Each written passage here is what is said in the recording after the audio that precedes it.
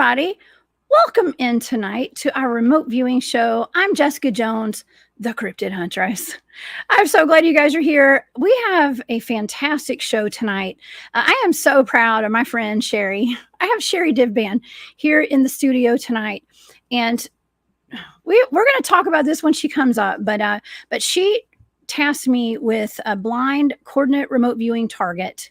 After we got to hang out at the Full Disclosure Now conference down in Florida recently. And it was a blind target. Didn't know what it was. It turned out to be her kidnapping when she was a young child. And I had remembered her telling me about a little bit about it when we had talked at some point. Okay. And but the data, you guys, I hit 2 targets with this, and she has scattered memories of what happened. And so I was able to dig into it a little bit. And as you guys know, we have an epidemic of huge proportions right now of people going missing, children going missing across the United States and across the entire world. And I have been digging very deep into where these people might be going, especially the people that are going missing out of our national parks. I have been given targets on that as well by Barry Littleton. We just had Steve Stockton on this weekend, and we've really been talking about missing people a lot. And tonight we have Sherri Divband here, who is a dynamic woman, y'all. And I think a lot of y'all know Sherri, and we're going to tell her story tonight. So you guys, if you would like to follow along with all of my shows, please go to my website. That is thecryptidhuntress.com. I do keep that updated as well as I can. All of my shows are there, and I did make an announcement on Wednesday that I'm no longer at Spaced Out Radio. I am focusing all of my energy on my channel now. So I am 100% the Cryptid Huntress over here with no other shows. Well, we have a show on Wednesday, we have a show on Thursday, and one on Saturday for the time being. I might add another one to the weekly lineup. But right now we have those 3 live shows a week. So thank you guys so much for all your support. All my shows are there on my website. I also have a lot of events coming up. So please check out my calendar. If you scroll down to the bottom of my website, you will find it. I do have a Patreon as well. If you guys would like to support my work, all of my remote viewing targets are listed in my Patreon, along with all the information about each target, pictures, graphs, whatever, maps. It's all there with the data in my Patreon. So thank you to all of my Patreon members. You guys do mean the world to me. And for my VIP members, if I don't have your mailing address, please send that to me so I can send out your gifts this month. Okay. Also, I do have a shop too. I've just updated my shop. A bunch of new goods that are vintage in there at War Woman Goods on Etsy. So thank you for that. And also my YouTube channel has a membership as well, where I do post exclusive content. I made a video earlier today, which just posted for my channel members. So go there. You do get some really great perks over on the channel. It's called The Hunt Club. All right. Well, I have taken care of enough business tonight. That's enough business. Let's get down to business with Sherri tonight. And I told Sherri before the show, I always know when I'm about to have a really special show. All my shows are special, okay? But it's when I start having technical difficulties and my ink runs out of my printer and all that kind of stuff. That just happened right before the show tonight. So this is going to be a fantastic show. Hopefully we're going to help a lot of people tonight. All right. So Sherri, tonight we're going to be talking about Sherri's kidnapping when she was 3 years old. She was gone for at least 5 days, and they were somewhat blurry. The memories are blurry, but she does have key elements that she remembers. It made national news, and she was eventually saved by a quick-thinking woman at a checkout counter at a grocery store. And it took decades for her to heal from this traumatic event. She's still healing from it. I think this is part of that healing process tonight. Sherri is an intuitive transformational energy healer. She's the author of Intuitive Transformation Evolution, Divinely Guided, and the children's book series, Divinely Guided Children. She began her journey working with animals. She became a registered veterinarian technician and worked with animals in general practice, surgery, intensive care, and the zoo for almost 20 years of her professional career. Sherri transitioned to working with people after having a spiritual awakening, and she works with her clients on a quantum and multidimensional level to heal the soul. She works with clients all over the world to provide soul readings, energetic clearings, healings, spiritual coaching, and mentorship. Over the past 5 years, Sherri has focused her practice on guiding and representing New Earth children to acclimate to this planet's energy field, as well as guiding and coaching parents on how to raise spirited children like mine. Sherri has a passion for teaching children how to explore and understand their spiritual gifts and facilitating the future of education within the New Earth Awakening and Ascension timeline. She launched the nonprofit, the Aramis Collective, in 2022 that is focused on creating in-person learning centers worldwide, as well as providing an abundance of resources such as books, movies, documentaries, and virtual reality platforms for children to learn. You guys, Sherri is an amazing human, and I'm so proud to call her my friend. Please help me welcome to the show tonight, Sherri Divband. Wow. Hey, Thanks Sherri. for having me. Hi. Hey, I'm so glad you're here. I'm just so proud of you for exploring this tonight and looking into it. And I hope this is part of your healing process. I think it is. I'm laughing because my cat has been howling at the door for like the last 2 minutes trying to come in, and he's like super loud. But he'll give up. He'll give up in a second. But I think he wants to be involved in this. But yeah, I think you're honestly the first person I trusted to even look into it in the depth that you did. And coming on your channel is like this is the first time I'm talking about it publicly, like in this capacity. So it is very healing, and I'm actually excited because I feel like the emotions are out of it, and now I can just talk about it and not have any reaction, which shows me that the healing most of it has already taken place. And now I think it's just time to help other people in some capacity by sharing the story. So I'm excited. I am too. Well, Sherri, I've been talking in depth about the missing people all over our country. We have missing persons clusters in the national park systems where I do a lot of my Bigfoot field research. And I just had a man named Steve Stockton on the show Saturday night whose specialty is researching and into the missing persons cases, people who just vanish out of thin air, but basically, including children.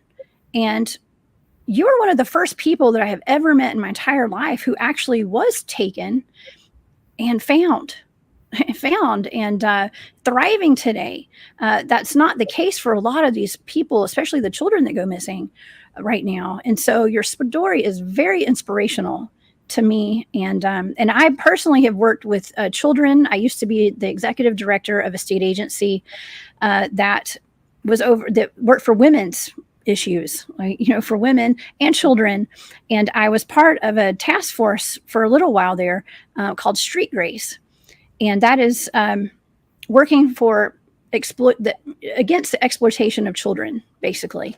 And trafficking and things like that. It's a really tough subject, really tough to talk about, but it's it's so prevalent right now, Sherri.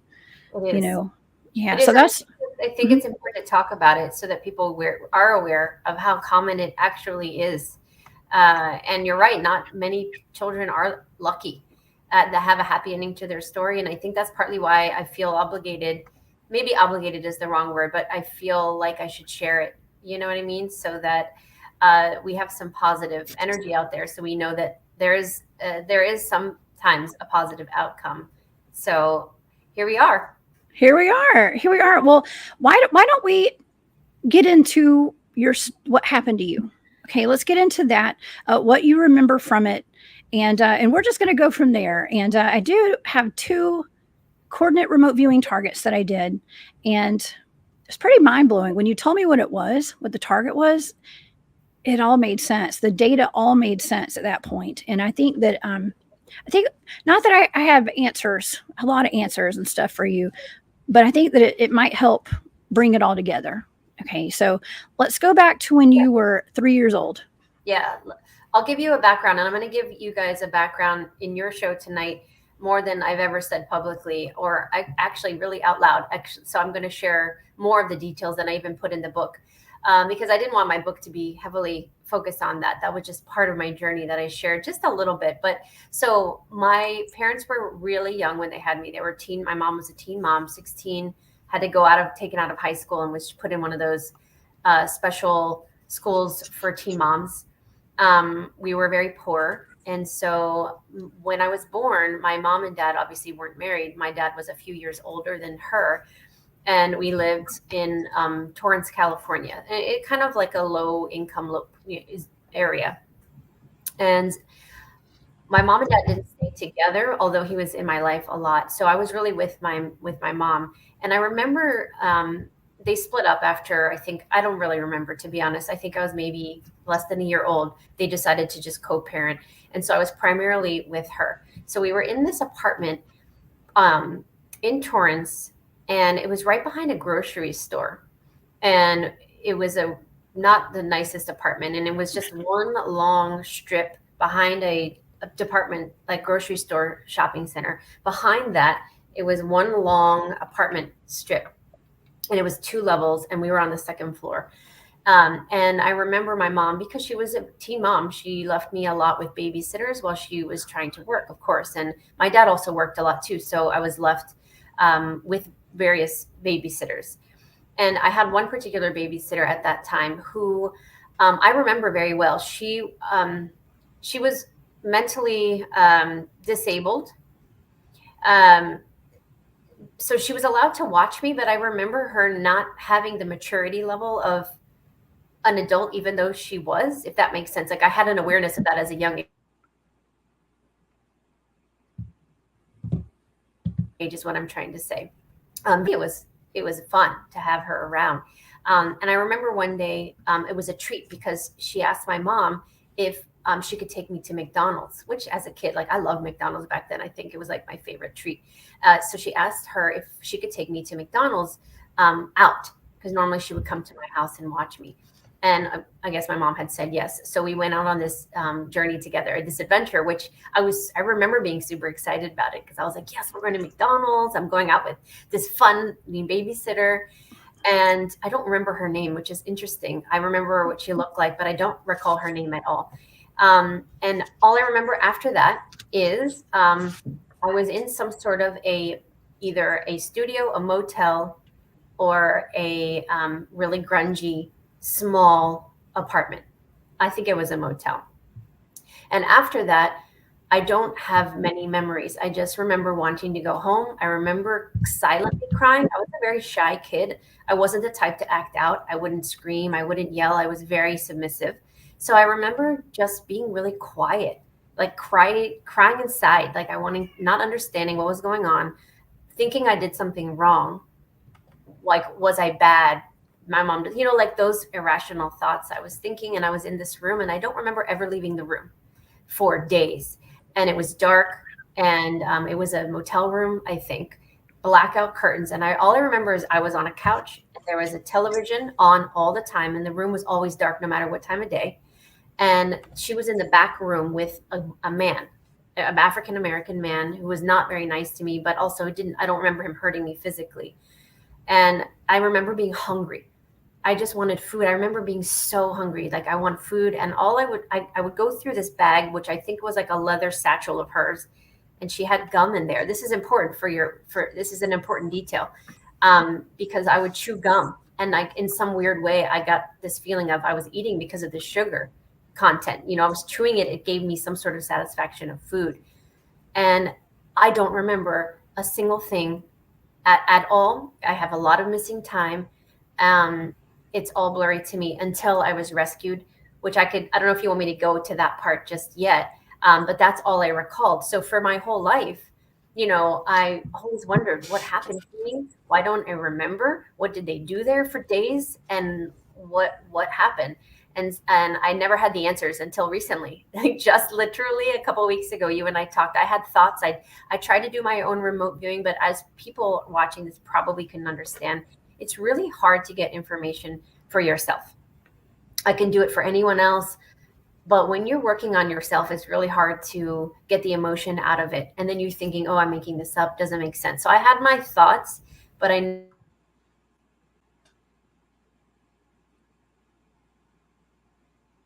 never really trusted it, and I just let it go. Like, what if, all these what ifs? I didn't want to know. So I said, let me just suppress this until I'm ready. Well, around the age of 40 was the first time I shared it actually like 41, 42, just like a year actually ago.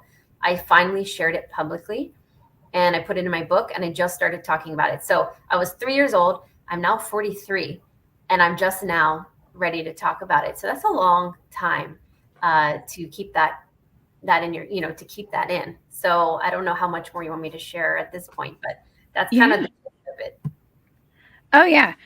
Okay. No, that's wonderful. It's perfect. Now, maybe we should. Okay, so what you're talking about, I mean, it's a lot of that is in my data with the curtains and everything. Mm-hmm. I mean, I actually drew a picture of curtains, blackout curtains.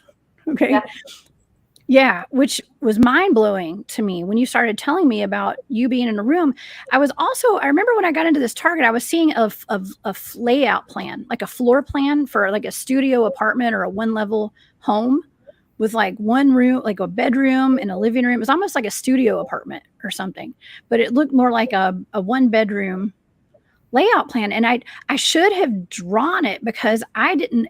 You never leave anything out when you're remote viewing. Okay, you write everything down, but I was seeing it and I was trying to verbalize or like write it down, what I was seeing without writing the actual floor plan. But I was seeing that. I think that's where you were being held. Yeah. That's where you're being held. Yeah. So let me tell everybody, when I had the idea, so I met Jessica 2 years ago at the second Journey to Truth conference. We were both presenters.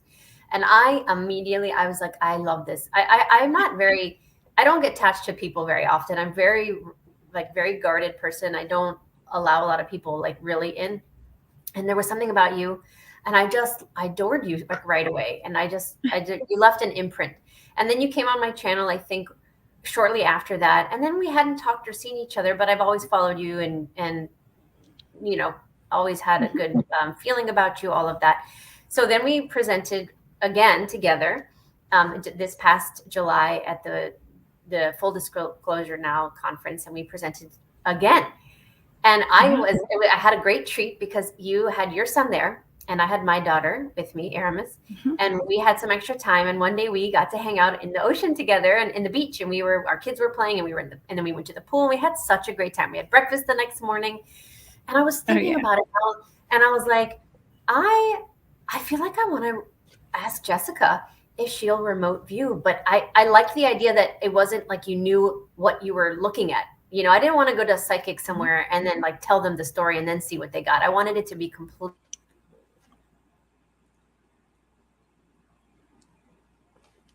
out, like authentic. So did I lose you? Did we lose us?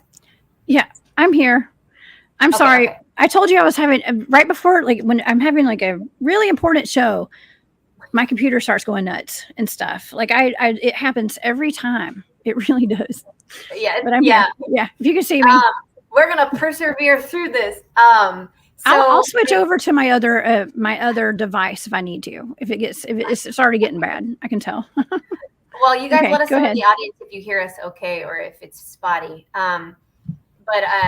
But I had this idea. I was like, I want to ask Jessica. Let's see if I didn't even know if you were going to be open to it. And I didn't even know how I was going to task you with the target because it was so like specific, but not specific in what I wrote down. And so you gave me a set of instructions. And basically all I wrote was, like 1984, 3 years old, me, Torrance, California, or Long Beach, because I thought it might have been in Long Beach where the hotel was because it was closer. I felt like I was closer to the water, blackout curtains, chewing gum. Like I had all of this stuff, and that's all I wrote on the paper. So tell everybody some of the things that you got on your target that and why we ended up going back and you did a second remote view, because that's really interesting. Yes. Okay. Long Island Bigfoot, I want to thank you so much for the super stickers. You're the best. And Midwest Night Watchers, thank you for gifting memberships to people in my chat today. That you guys are the best. That's I love the support is just, it's so sweet. I appreciate that. Okay, so Sherri. So all I was given to the audience, I want the audience to know what I was given. It was a set of 8 numbers. Okay. I told you how to, while we were in the ocean, I was kind of giving you a rundown of like how to task me with a target. And you didn't tell me what it was. I never know what these targets are going to be. I don't even try to think about it. I just get the numbers and I go at it. And so I was given 8 numbers, and I got into this target. Okay. And I'm gonna read some of the sensory data first. Okay. So the sensory data, I wrote cloudy, mystical, swerved, animated, rested, oblong, high, dark, spooky, scared, and fearless. Those were the words that I wrote down. Now, the analytic overlay, what I was kind of interpreting what I was seeing is where I write in the box over on the other side of my page. I wrote, I was writing like free, something that was very mystic, mystical. And I heard clout. Okay. I'm going to go over just like the important key parts here. So it was clout, tables turn, in service. I wrote vanilla sky. I was seeing sky, stars, darkness. And I heard up in the air. And then I wrote wait, like WEIGHT, and wait, WAIT. And then I heard fear not, child. Fear not, I wrote down, I heard fear not. And then right underneath that, I wrote child. And then I wrote window. And I want to show the audience the sketch that I had for my stage 3 drawing, because Sherri had mentioned that she was in a room. You mentioned that you're in a room, Sherri, with blackout curtains. And this is exactly what I wrote. Window, fear not, child. And it's curtains. Now it's either, and I told you when I was going over the data, I said, I don't know if either I was inside looking out and it was dark outside, or it was like from looking outside in and it was dark inside. Okay. Yeah. So that was my first page. That was stages 1 through 3 of my remote viewing data. Now, do we want to discuss that before I go to the second page? What do you think about that? I mean, that was pretty cool. That I feel like I was actually there on target. Yeah. In that spot where you were. I don't know. Yeah, sorry, it cut out. Yeah, I mean, I think the main thing is that you got spot on. There was a child, and it was a room with curtains. It was dark, fear and waiting. Like there was a lot of waiting. Like that's exactly what I was doing. I was just waiting, not knowing what was going on. I can't remember some of the other things you said, but I was like, oh my God, right away. I knew she was where I was, basically, is what I got from that. Like you've hit the target. I knew you were there, basically. Okay. So, well, let's go to the second page, because this is where I was actually in the room with you. Okay. And so I kept hearing moving. Okay. And the second target that I did, there was a whole lot of transportation data. Transportation, like you were going to be transported somewhere, okay, or you were being transported. But I wrote moving and flowing. There was a process, some kind of process going on in the thought process. Maybe you were thinking a lot, and the people were trying to figure out what to do with you. But I saw a square, okay, and I wrote room layout. And what I was seeing, like I explained earlier, was that what I was seeing was a floor plan for a room. So I wrote room layout and a map. And then I was getting, I was feeling, I personally was feeling confused. And I heard sound advice, noises, and a partner. So there were 2 people involved here.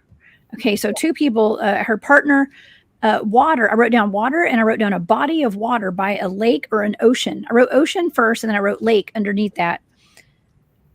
And then I wrote down full, and then heart, full heart. And that was the end of that first target. Okay, so was I on target? Were you near water? Yeah. So first of all, there were 2 people. I know for sure it was the woman and her, and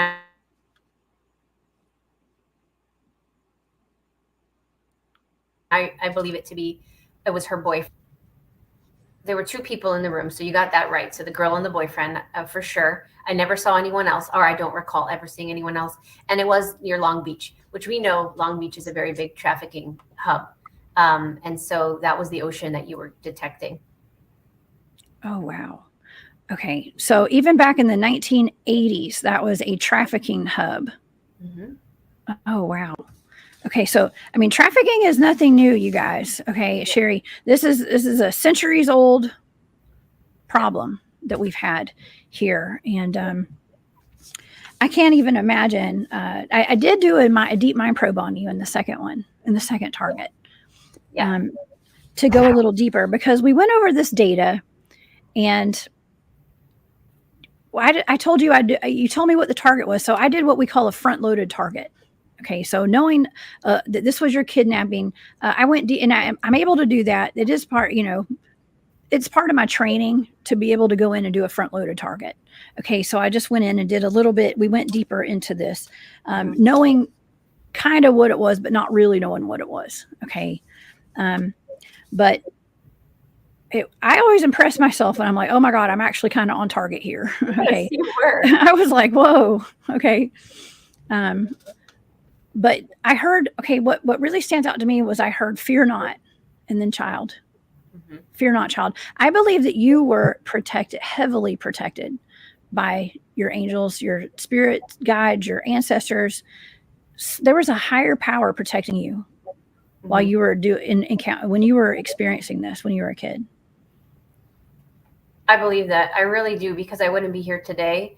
And I just talked about this publicly. I believe a lot of starseeds are targeted the moment they're born. They know we have a certain frequency, and when we come into this matrix, they send their Mr. Andersons to watch over you, to either derail you, to take you out, to suppress you, to traumatize you, whatever it may be. And I mean, to me, that this one didn't work out, which the next layer for me was being sexually abused as a 5-year-old for 5 years after that.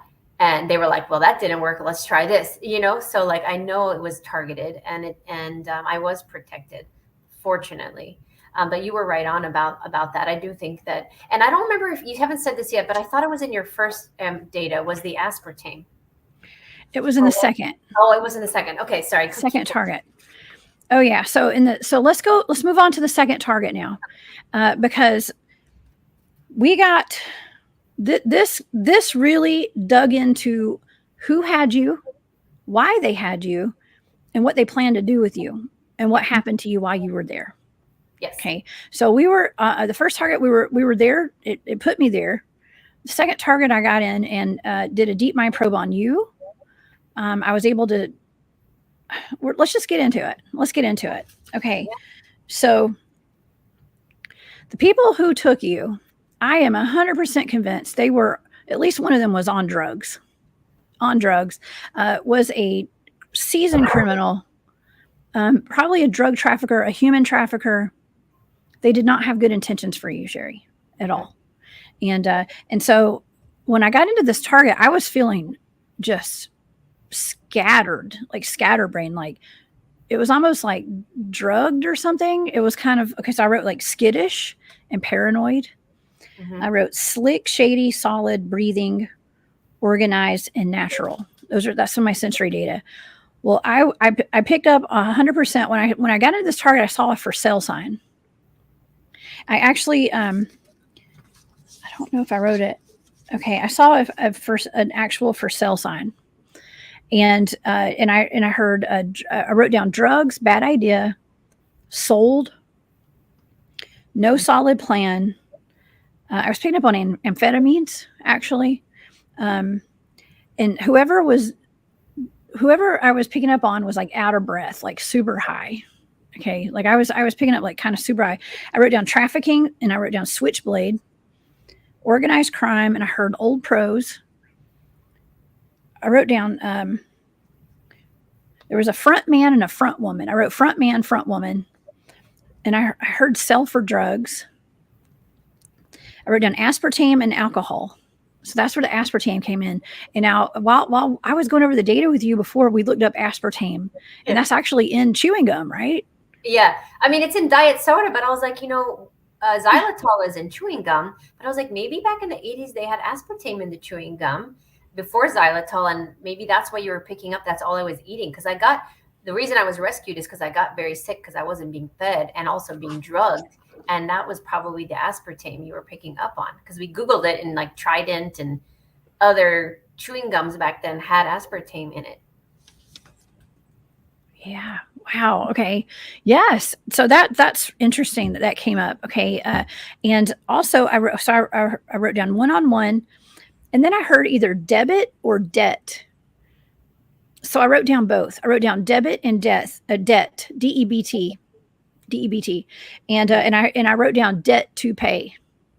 Somebody had a debt to pay, and so that's my first stage. And I also drew a picture. It's probably you. I was seeing what like a little girl with like, um, kind of like disheveled hair. Okay, and so I wrote a picture of that. Now that was the first three stages of that, and I was very clearly targeting in on the. It was almost like super high schizophrenic behavior man that had you there, I believe. Mm-hmm. Yeah. Okay. Do you want to go to the second page? We have 3 pages on this one. Yeah, keep going. So let's just keep going. Yeah. Okay. Okay. So I started crying during this one. So I got really emotional. I was upset. I was crying. I got really sad. So I was picking up on it. I don't know. It was just very overwhelming. Like whatever this was a very overwhelming target. And those were your emotions. Okay, so I was picking up on you because I had drawn that picture. What I was seeing was the little girl, and I said, "Why are you sad?" That was my question. That was a deep mind probe, and I heard, "Mommy, I need my mom," Mm-hmm. and I said, and I actually asked, "What are they doing to you?" And I wrote down hurting and hiding me, hurting and hiding me. I actually was hearing at that point. I started hearing loud yelling, fighting, arguing. I wrote grave danger, life threatening, loud yelling, transport, and transportation. So this is something that came up a couple of different times with this transportation. Now, I wrote numb, hungry. I was feeling like I was drugged. I was feeling sleepy. So I believe since I was picking up on your emotions earlier, I was feeling as though like this, whatever I'm feeling is what you were feeling. Mm-hmm. And so I think they probably were either drugging you, maybe potentially giving you alcohol or something. But I think that they were doing something to keep you sleepy, because I wrote sleeping and waiting. Blanked out, blackout, in and out consciousness, sleeping a lot. So I think majority of the time you're there, you're probably sleeping. And I was hearing a lot of white noise, and I wrote waiting for transport. So that's like 3 different times in this target. I wrote transportation, transport, and waiting for transport. I also was picking up on a hitman, directives, targeted, and I literally heard snuff out the light. Mm-hmm. Now that actually goes back to what you said earlier before we got into the target, Sherri, about targeting the light, mm-hmm. targeting the starseed children, targeting the people of light, the children of light. And I actually wrote down that the woman felt guilty. I wrote down a woman sign, and it says woman felt guilty. So the woman who had taken you, I do believe, felt very guilty about what she had done. It wouldn't surprise me if she had been abused too. And I think that maybe we talked about that before, but I do believe that they were, according to this data, I think that they were probably going to trade you for they had a debt to pay. They were going to trade you for drugs or something. Unfortunately. Yeah, unfortunately, I resonate so much with what you saw and what you have said. I do think that's why I know that we can suppress memories that are traumatic, of course, but it makes more sense to me that I was drugged and just because they didn't know what to do with me. So they just kept giving me drugs to sleep, and I was just sleeping. And the white noise you were hearing was the TV. It was on all the time. I remember looking, and it's dark and I can see, and there was TV, but like low volume. I wasn't watching it. I just remember seeing the TV on all the time. And I almost want to say it was a black and white show. So maybe it was limited channels and it was like black and white. I'm not sure about that. But I think this is after you spoke, this is what I gathered from the data that you got, that this woman and this man were partners. she had access to children, and I think this wasn't their first time. I think that if that's the case or not, she was tricked into bringing me to McDonald's and not knowing what he had planned, which is also possible. He was the mastermind, and I think that she was tricked. Also, she was probably drugged, and she also wasn't mentally stable, so that she could have been taken advantage of. So I think what happened is that we were both drugged. I think the fighting you heard was that she felt guilty. And after days went by, she didn't know what to do with me. She was probably panicking because she knew they were looking for me. They probably saw it on the news. I mean, it was all over the news. Um, and he was planning to traffic me. I think they were waiting for somebody to transport so I would be picked up and taken to the port or whatever. And for whatever reason, divinely guided, whatever, it never happened, luckily. And so what I think ended up happening was because I got sick, because you don't feed a kid, they get sick and they start, their body starts to shut down. I think she felt guilty. And what I think happened is he left to go figure out what was going on. She was left alone with me. And because I was lifeless, she couldn't leave me there. So she took me to the grocery store. I remember this part vividly. We walked in the grocery store together. I remember this like the most. And I remember walking through the aisles just like a zombie. And I was so hungry. I just wanted food. And there was a few items. It was not a lot of stuff. And she went to the checkout and she was putting her stuff on the little conveyor belt thing. And I remember the locking eyes with the cashier. And I could tell that the cashier was like concerned because didn't look right. And for whatever reason, most people don't look at a small child, a toddler size, and talk to them. They'll be like, oh, they'll converse with the parent. But she didn't look at the woman. She looked at me, and I remember asking, are you okay? And I remember at first being shy because I was a shy kid. I was very shy. I was very well behaved because I was super quiet. And I didn't say a word. I remember at first. But then I think it was my soul, something literally took over my body because it wasn't me. And I literally started screaming, she's not my mom. I want to go home. Somebody please help me. And then all I remember is like panic, like just so many people like running to me. It was so fast. It probably wasn't that fast. And next thing you know, I was in a side room, like an office, the grocery store office probably. And then the next thing I remember, two sheriffs, two of them walked into the office. And one of them grabbed my hand, like gently, put his hand out and walked me to the car and put me in they didn't have car seats back then. So they put me in the center seat in a sheriff car. I remember specifically being in the middle with the lap belt, and I could see both sheriffs on either side of me. And I just remember feeling very content. I wasn't crying. I never lost it after that. It was back to me again. And I just remember saying, oh, I get to see my mom now. And like, it was over and I was okay. And like, that was it. And I remember hugging my mom when I got out of the car, and there was news everywhere, like the cameras, what is it called? News stations, the cameramen, the reporters, pictures being taken, paparazzi. Yeah. I was famous. But obviously I think that, and I just remember the hug that I gave my mom. I don't honestly remember where my dad was. I don't know if he was there in that moment, because they weren't together at that time, but that I remember the most. So I think she felt guilty, and I think she took me to the store because she didn't know what to do when she was trying to help, and then lost control of me when I screamed. And then I worry for her life. I don't know what happened to her after that. I really don't. She was your angel that day. She was your angel. Wow. Yeah. So that picture is my mom is the one on the left side, and my cousin is to the right with the really short hair. And so my mom had to have been 16, 17, 18, 19, I guess, in that photo. And that was the closest picture I could find. I believe that was before. So I was about 2.5 years old there. And that was before. And I should have shown you the picture of after, because I did find another one. I was probably 5, and you can just see the life. Like I just looked like a different person in the picture that I have of when I was 5. I just looked like the light was gone, like night and day different. Because you could see, like, it's not a good picture of me. I'm hanging there, but like you could see the innocence of a child. Like I was happy or whatever. It was gone after that. It was so crazy. Oh my gosh. Well, I'm so sorry that this all happened to you, Sherri, and it is just by the grace of God you survived it. Because they did not have any intention of letting you go.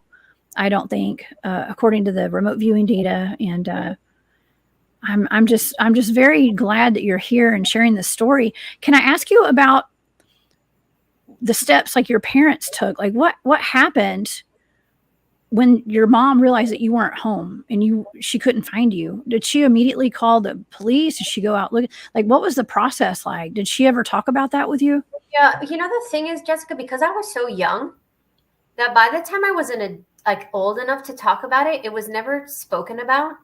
Do you know what I mean? I don't like I was a 3-year-old kid, so like I was back with mom. I don't remember ever talking about it with her.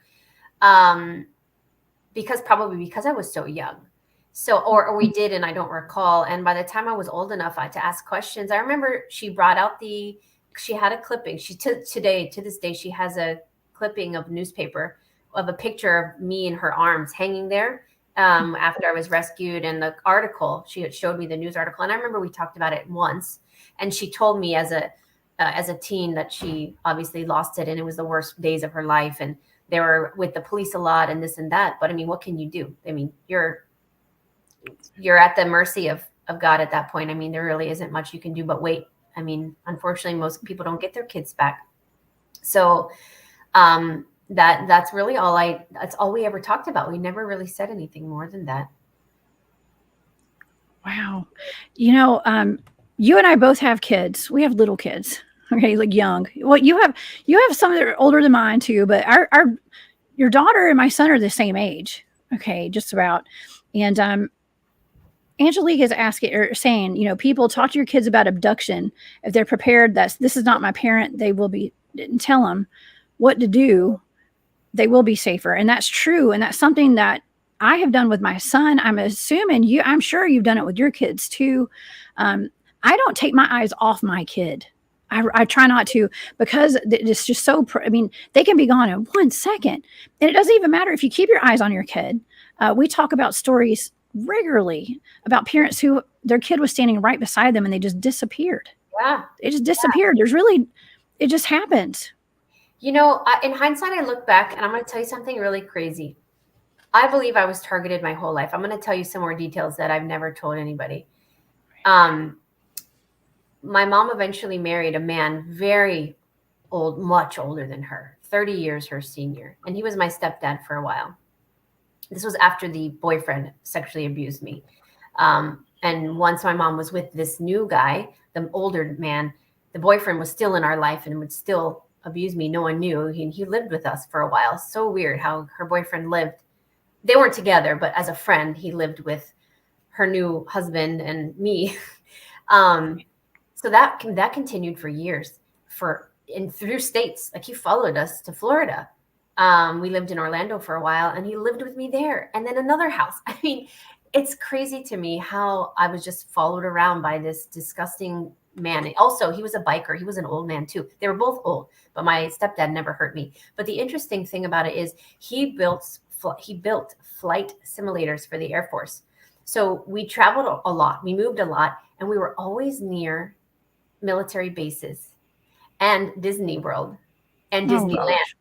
So I lived next to Disneyland and I lived next to Disney World my whole life and military bases. So, I mean, this is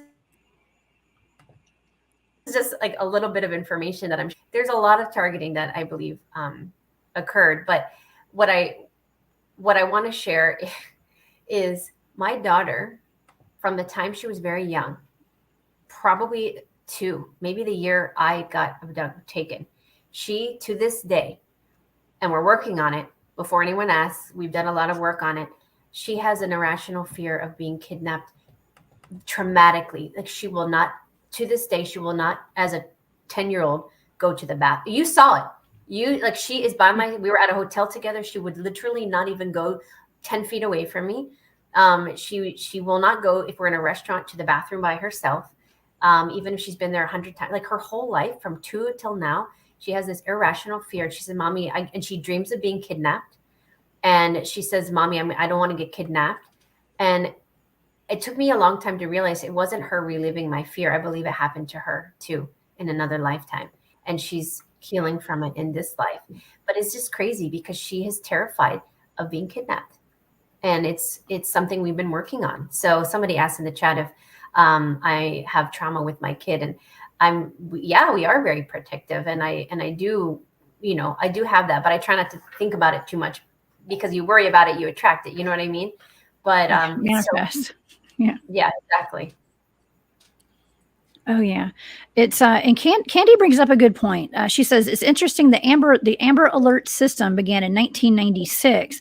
This was years after your abduction, at least 10 years or more, right? So, I mean, I get Amber Alerts on my phone, and it's heartbreaking every time I get those. But a lot of the times, thanks to that system, a lot of kids are found. A lot of kids are found, but there's a lot of kids that aren't. And that are never even reported missing too, which is really sad. It is sad. It is sad. And it's funny because it's not funny. That's not the right word. But my daughter has a phone, and every time Amber Alerts go off, she gets them too. And she runs to me, and she's like, she freaks out about it. So every time I hear an Amber Alert, unfortunately, I'm like, I have this pit in my stomach, or I'm like, oh my God, my Irma saw it. She's going to come tell me, and I have to tell her it's okay. Cause she's like, what she'll say is, how far is this from our house? Because we're in West Palm Beach. So she'll be like, is this close to our house? How close is this? And it breaks my heart, so I'm still working through it with her. Oh yeah. I have to, I tell my son, listen, my son is a walking weapon. Okay. If he doesn't have some form of weapon on him, he is a weapon. Okay. And that's just how I raised him. And he knows what to do. We've had drills. We have secret things like handshakes and gestures and key words, like secret words that you'll say, like if he's not comfortable or there's a threat. We have a plan. Okay. I used to actually help teach self-defense to women across the state of Georgia. Okay. And I've learned from the best of the instructors and stuff because we would teach children too on what to do if they got grabbed, or even if they were in zip ties, if they were being, held against their will and stuff. And I think that that's something that we don't talk about enough. Okay. We don't talk about, because people don't want to think it would happen to them, but until it does, right? Until it does. Yeah. And you just have to you don't want to scare your children. You just have to teach them safety precautions, like we have the joke stranger danger, but that's a real thing, like be careful who you talk to, be careful when you put your name on backpacks and things like that, because some stranger can call their name and they think they know them. You have to, the days of TikTok and all of these things that I'm super against, that now they have a whole another layer of predators that go through the internet and social media and all of this. So we just have to be diligent and keep track of them and check their phones, look what they're watching, look who their friends are. And I'm going to tell you, without freaking anybody out, you have to watch who your children are who their friends are when you go to their parents. That didn't come out right. When your kids go to a friend's house, who's there, who's in the house with them, like meet the parents, see where they are, so it's a lot. Yeah. Oh, I have to know the parents. I have to meet them. My son doesn't really spend the night at anybody's house ever. I'm kind of weird like that. I'll let kids stay with us, unless we're just really good friends with the family or something, because it's just, you just don't know these days. We're living in a very, I hate to say it, but it's very it's always been dangerous. Okay. But we're living in dangerous times right now. And I don't want anyone to live in fear. Okay. Y'all know I always say that on my shows. Please don't live in fear. Be alert. Be aware. Be aware of your surroundings at all times. Keep your head on a swivel. Don't walk around with earbuds in. Just little things like that.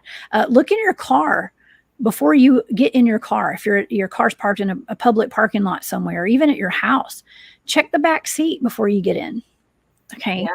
Little things like that. Because it's not just children, it's adults being taken too. Oh, absolutely. I mean, Even when I go out by myself, I'm always looking around, and I'm very observant, and I always know some of the cars around me, the people around me, all of it. We just have to pay attention. That's all. But another thing that I teach my kids, and especially Aramis, because we work on it, and I do biofeedback on her all the time. We do affirmations. We do a lot of work, and she's gotten better. I will tell you, she's like 75% better over the years. She's made huge improvements. But it's repetitive. You have to keep reminding them. But what I teach her and what works the most, and I think what I do for myself, is I just expand my light, and I make myself so bright and so powerful and just so illuminated that I just feel like I'm just protected. I'm like nothing. I walk around like nothing can get me. You know what I mean? Like I have that I exuberate that confidence of being protected, and I teach her to do the same thing. I'm like, you're so powerful. Act like it. Put that presence out there, like you are not an option. And it does actually helped a lot. So she's made a lot of improvements. But teach your children that as well, to use your energy to protect themselves, because they can. Yes. When I was teaching self-defense, some of the instructors when they first met me, they were like, you're one of the people that I would not target, because you have to in order to fight criminals, you have to get into their head, and you have to know what they're looking for, who they're looking for. And it's just like with my kid, when he's walking around, he's one that you don't mess with. Okay. And he's probably got something on him that's going to hurt you. Okay. So stay back. Okay. And that's okay, because I allow it, because I know the importance of protecting yourself and stuff. And my kid doesn't carry a gun, y'all. Okay. It's not like that. I'm not saying that, but he, okay. It's not that, but he knows how to protect himself. And, but the guys told me, they said, well, I walk with confidence. Okay. I walk with confidence. I've also trained in kickboxing, and I played rugby for my college. And so I can beat somebody up if I have to. Okay. Don't make me, y'all. All right. Don't test me. Okay. But I'm the kind of person where I am super sweet, but don't let that fool you. Okay. I chase Bigfoot and Dogman in the woods. Yeah, okay? You do. Yeah, I do. All right. Yeah. But there's certain energy, like you said, there's an energy that exudes from people with confidence and just being aware, not being scared, not living in fear. Fear is a big one. Like I'm rarely afraid. I don't have that fear. I'm just like, I know I'm protected, and I really believe it. So I'm not going to do anything silly or put myself in any risk. But I don't even let that come through my consciousness. And at this point, I mean, I'm so protected of all those things that happened to me that, clearly I've got a nice team around me. So I just call on them, and I use the animal kingdom a lot. And I teach a lot of people to call upon them. And what's the cool thing? And children, I can't tell you how many calls, texts, emails, messages I have received since I started talking about the animal kingdom and how to call on them, where people have said, not only did it work, but it was life-changing for them, which makes me feel so good, because it was life-changing for me. And it works with children, and it makes them feel confident. So I'm like, if you call on your dragon, your wolf, your bear, your whatever, to stand next to you while you're walking, to the bus or walking to school, whatever, wherever you are, while you're at school, specifically, wherever you are, like have that bird, that spirit animal with you. And that gives them a lot of confidence as well. It does. And now I see somebody in the chat, I think it's Angelique, says to use air trackers. Okay. And I've been seeing that. I've been watching where women who are going into different countries, they're on vacation, they will sew air trackers into their hair, into their weave and stuff. Okay. And that's like, it's like a GPS tracker, right? I guess, with Apple phones or something. I'm not even sure. I don't use them. Okay. Hadn't used one yet, but it's not a bad idea. Some people say that you can stick them in your shoe, like your kid's shoe, or put it on your kids, sew it in their clothing. So you can always know where your kid is. Now that's also can be used for bad, because people who want to follow you can stick one of those in your car, of course, or stick it in your purse or something. So we have to be aware, I guess. Don't be scared, be aware. Yeah, absolutely. Yeah. But that's a good point. And brown dwarf, no, buds in your ears. Okay. Now you're talking about a different kind of bud, I think, but I'm talking about earbuds, brown dwarf. So I'm kidding. I'm kidding. Well, and also it's not safe. I want to tell you what happened to me the other day. In my neighborhood, I drive really slow because there's so many kids. So I'm really safe. I drive like 10 miles an hour down my street. And so I'm already going slow. My daughter's in the front seat with me. And this kid is on a bike. He's probably about 12 years old. But it was like one of those motorized bikes, but he wasn't going that fast. He was on his phone the whole time. He was coming at me head on, like he was going to run into my car. He didn't see me. He never looked up. So I pulled over and I stopped, and I'm watching this kid he's going to go by me. And I'm like, he has no idea I'm here. Tell me why we went like this and started to go into my car, and I'm on the side of the road. So I had to honk my horn at him because I'm like, dude, bro, what's going on? Like, hello, you don't see me here. And he had no idea. He could have killed himself if like someone was just going through. Now, he didn't have earbuds on, but still teach your kids about being distracted on the phone. Everyone's looking down, or the earbuds you don't hear, the cars behind you, around you, the people. So it's not even about being abducted. It's just being safe. It's crazy. It is. And we talk about stranger danger and kids being alert, going with their gut. Okay, if something doesn't feel right, run away, go away, get away from the situation. If people, and people are always saying, well, like if you're listen to your kids, like if your kids, or even if your pets don't like somebody, pay attention to that. Okay. Pay attention to your kids because they can pick up on things that we don't. But in your case, your babysitter kidnapped you. That was someone who you trusted, your mom trusted, and it happened quick. Okay. It happened fast. And so I don't know, it people that we know and we trust will hurt us as well. Absolutely. So yeah. And, teach your kids about, sexual abuse too. I was too scared to speak up, and this person lived in my house, and I never said a word. And he told me not to say anything because I would get in trouble because it was my fault. I believed him because, again, I was a traumatized kid that didn't speak up. I was very shy, very quiet. I didn't want to get in trouble. So I believed that I was going to get in trouble because it was my fault. And it happened repeatedly over and over and over in my home with my mom in the same house. And she had no idea. And it wasn't until after I was 20 years old. I never told a soul until I was in my 20s. And so, now I talk to my daughter, and my boys about, if you ever feel uncomfortable, it's okay, and you'll never be in trouble, and it's okay, and speak up. And I try to talk that because I don't think, maybe if my mom had talked to me about it as in a general terms, I would have felt comfortable saying something, but I never did. So that's another thing. We got to be careful who our children have, who has access to our children. Yeah, we do. We do. And unfortunately, it happens to way more children than it's ever reported that we could ever imagine.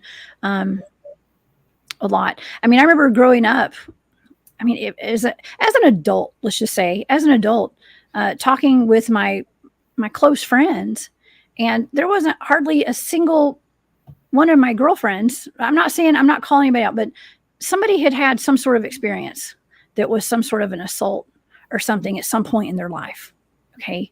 And it's heartbreaking. It's heartbreaking this happens. And it's important to see your story and to hear you talk about this and to see how far you've come from this trauma, this pure, it had to have been terror, not being around your family, sleeping, potentially being drugged or put away, to be kidnapped, and then coming out on the other side alive and screaming for help, telling them that's not your mom, and to be so successful today and have such a beautiful family.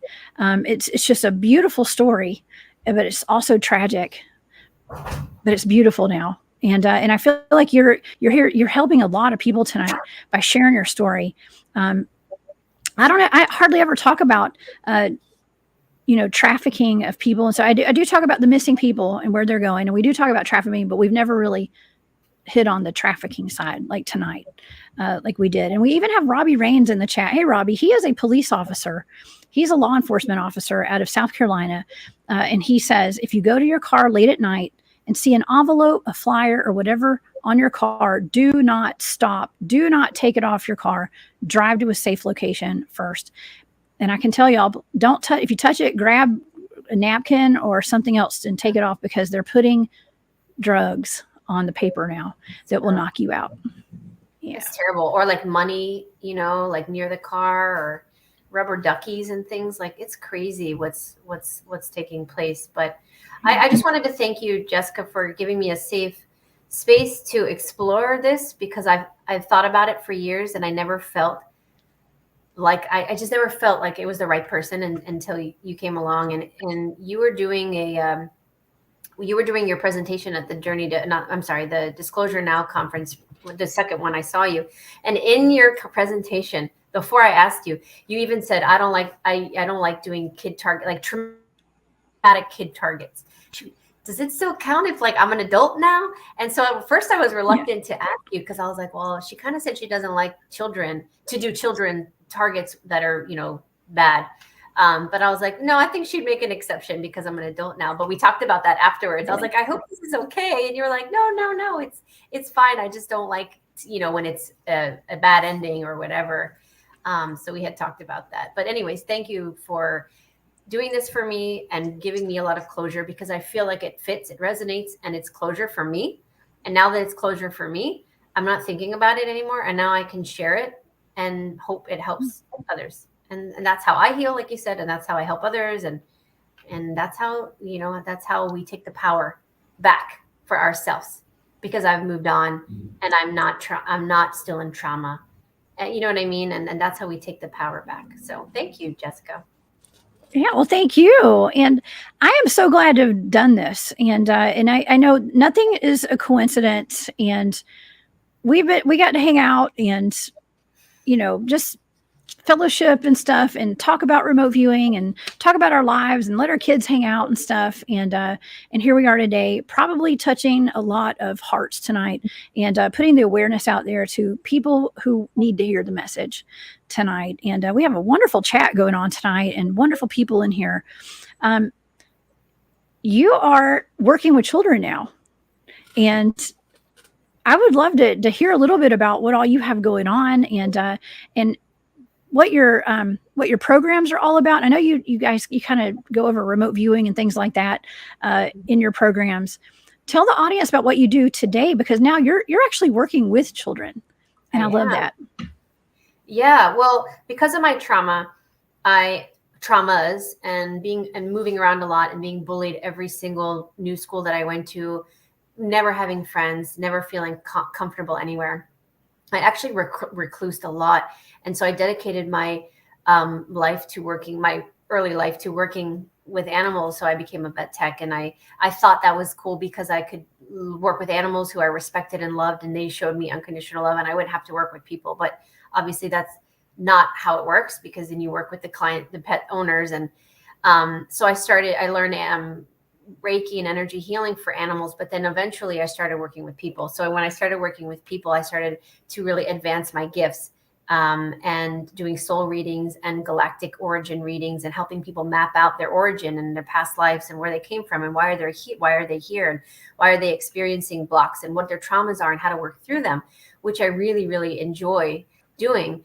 But I think because of my experience and my own children, I attracted clients that came to parents that came to me and said, can you work with my child? Can you help them understand their psychic abilities? And they feel comfortable with you. Can you help them? Things like that. So now I opened up a metaphysical center for children online to learn about the things that I wish I had been taught: energy, crystals, remote viewing, ETs, extraterrestrials, all sorts of amazing things. But that turned into more of morphing future education.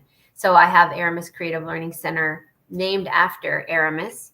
But then that's kind of half of what I do. And we're in Florida to open the first physical center. So it's not really metaphysical anymore. It's more, okay, let's shift the trajectory of education at large, because I realized that was just such a small part of it, the metaphysical.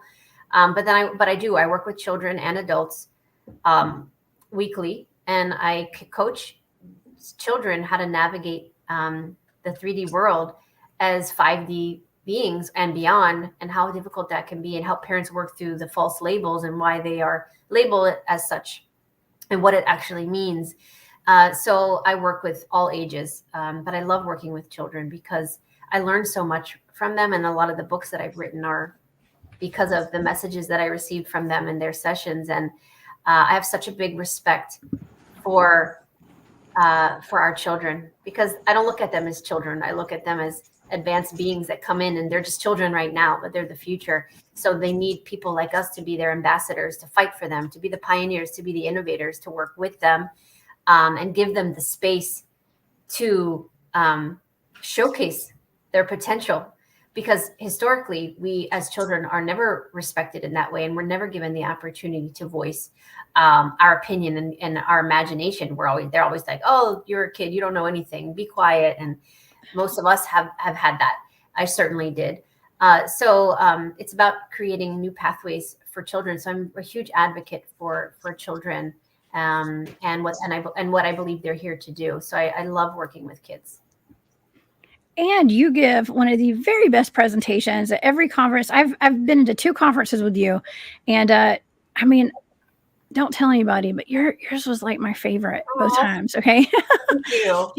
Because I can relate to what you're talking about. I do have a child too, and most people, a lot of these people that go to these conferences have kids too, and what you're doing is you're bringing something new to the table, something that we need. Okay, something that the world needs right now, and the children are our future, and a lot of these children they're star seeds. Okay, they're star seeds. I don't think they're not like just regular humans, and you have an outlet to really help teach and cultivate, let's just say, cultivate the abilities of these children who have enhanced human capabilities, in my opinion. And that's very important, Sherri. And I love it. I love it. Your presentations are fantastic, and you cover things. I have my friend Dennis Carroll's in the chat. He does shows with me a lot, and we talk about we cover some dark topics and some dark subjects like dark entities and attachments and stuff. And you are not scared to cover that kind of stuff on your presentations too, because we're dealing with real life situations and kind of helping people to figure out how to deal with it. Okay, because we're putting our stories out because we've been there, we've experienced it, and you have too, and that was inspiring to me, Sherri. So thank you for that. Yeah, thank you so much for everything you just said. That's so. That's just lovely. I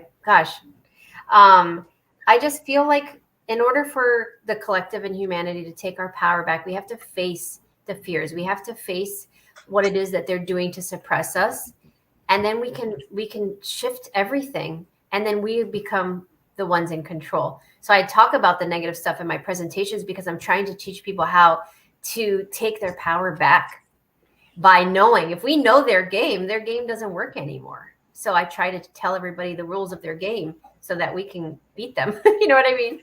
So, and it's all about empowering people. So thank you so much. And your presentations are always my favorite. I could listen to you talk forever because you make me laugh, but you have such great content. I mean, it's just amazing. So, well, thank you. I can't go around talking about Bigfoot.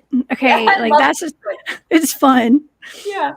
Well, even all the stuff though, all of your trips and your Bigfoot, Dogman. I mean, all of it. It's so interesting to me, and so I love listening to you. And your audience is so. Thank you for all the nice comments, you guys. It's this is the first time we've talked about any of this, so it was kind of like woo. But thanks for everyone being so nice. I'm just humbled and so just honored that you came on the show to talk about this. I really am. I even have some of my Bigfoot field research teammates in the chat tonight too. So I've got the whole crew here tonight. We got all sorts of people. We got Daryl. Daryl's here. He's on my teams, on all my teams out there in the field. And so thank you for being here, Daryl. And I'm sure there's other people. The chat has been, we're off the chain tonight. There's a lot of people in the chat. So I'm sorry I haven't gotten to everybody's comments. I was trying to see if we had any kind of questions or anything for Sherri tonight. I do want to thank Maureen. Sherri, you remember Maureen, who was at the Full Disclosure Now conference with her. That's the girl in her gong. Hi, Maureen. Yeah, Maureen is a moderator here. So yeah, y'all hit that like button. Okay. So thank you for being here, Maureen. Maureen actually was hanging out with us and our kids, and just we had so much fun. We had so much fun. We really did. We had a great time in the ocean. We had breakfast the next day. We were in the pool. I mean, we had a great time. We did. Now, if anybody has any questions before we go tonight, y'all can put them in the chat. If not, it's been amazing. This has been amazing. And like you said, I said, we talk about dark subjects, but it's so we can help heal. Okay. And heal ourselves and heal everybody else. And there's been a lot of people in the chat tonight. I haven't pulled up all the comments, but a lot of people have experienced some dark things as children. Okay. As children. And it's just a terrible, it's a part of this reality, y'all. And the best we can do right now is teach our children to protect themselves and to alert us if something's wrong and to be aware of your surroundings at all time. Okay. And it's true. And sharing this information is not about bringing doom and gloom. It's about helping people, because people think they're the only ones. And I can't tell you how many times I've been on a podcast or an interview and I've talked about shadow beings and this and that. And I'll have a parent frantically reach out to me. My son said he saw the same thing, and can you help us? And then next thing you know, I'm helping their son, and they would have never found me. So these things, this is how we spread the light and the information. I know for a fact that the woman was caught. I don't know about the man, and I don't know what happened to her. I'd have to ask my mom because she probably knows. But I know she was found. I don't know about the guy. I don't even know if anyone knew about the guy, to be honest. So. Wow. But you remembered the guy and heard the arguing and all that kind of stuff. Oh, I remember that guy. I remember being very scared of him. I did not like him. He was not nice to me. And he was very mean, very mean. She never hurt me. She never yelled at me. I think she was on drugs. I think she was out of her mind. And I wonder if she didn't get in trouble because she might have gone to some sort of mental facility, perhaps. Which I'm not the type to be, I didn't wish anything bad on her. I'm not that type of a person. I really hope she got the help that she needed, because I think she was also she was enslaved, just like I was going to be. You know what I mean? Like, I don't think she was there from her free will either. And sometimes things just happen. So perhaps me being rescued is how she got rescued from that. That's how I look at it. You know, maybe she is safe because of me. Who knows? But yeah. Anyway. Well, in a way, the angels are working through her too, even though she took you to the grocery store, and that's how you were found.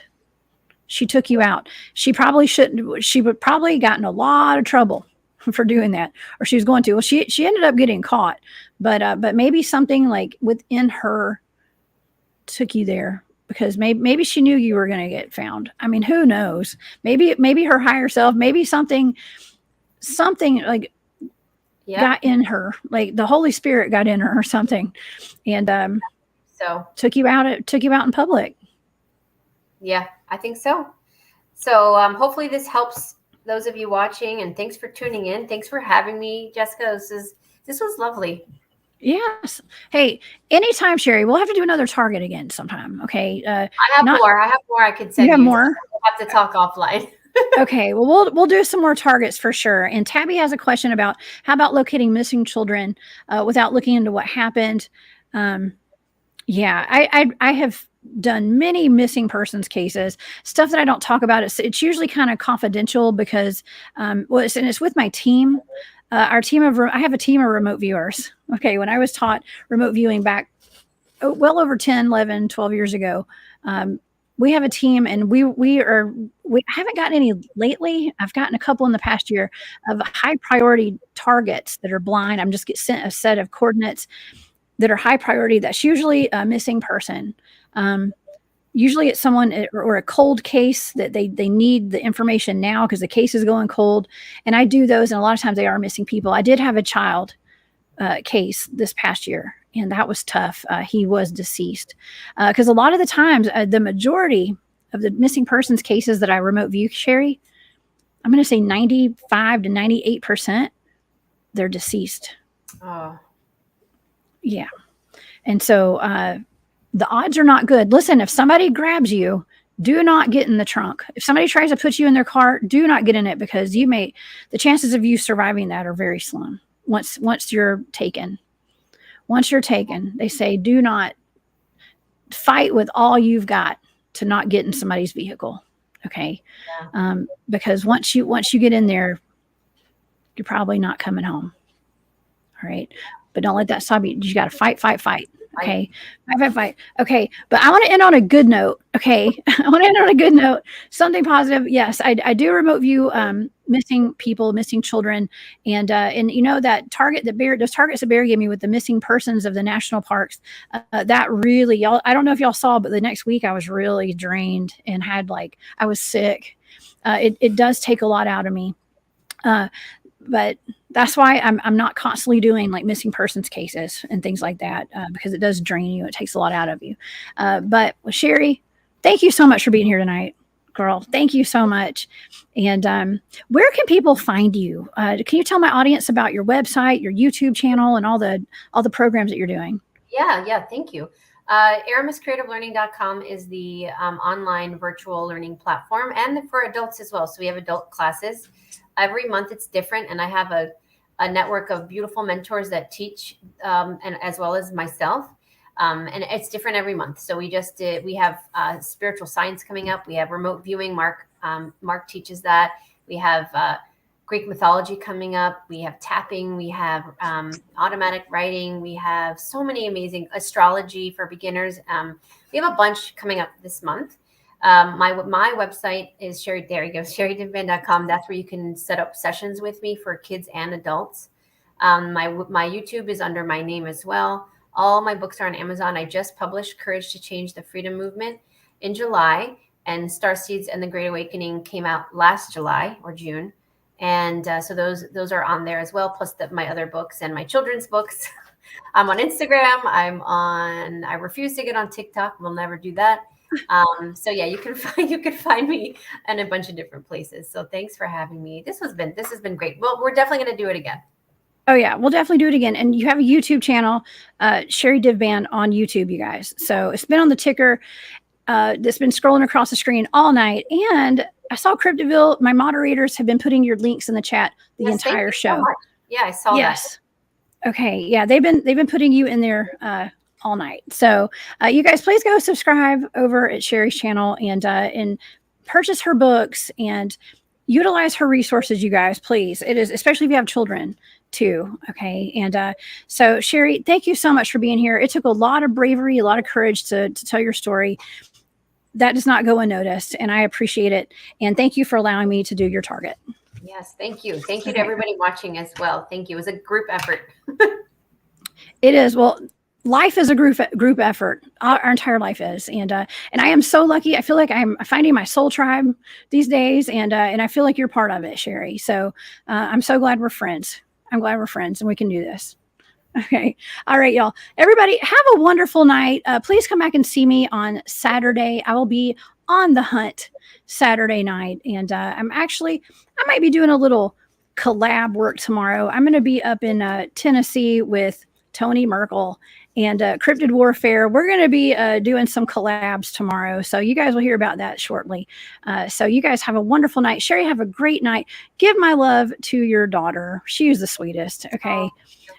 All right, guys. Have a wonderful night. Please stay safe out there. Teach your kids to protect themselves and keep your head on a swivel, but don't live in fear. I love you guys. I'm sending everybody love and light tonight. Sherri, have a great night, and we'll see you later. Bye y'all.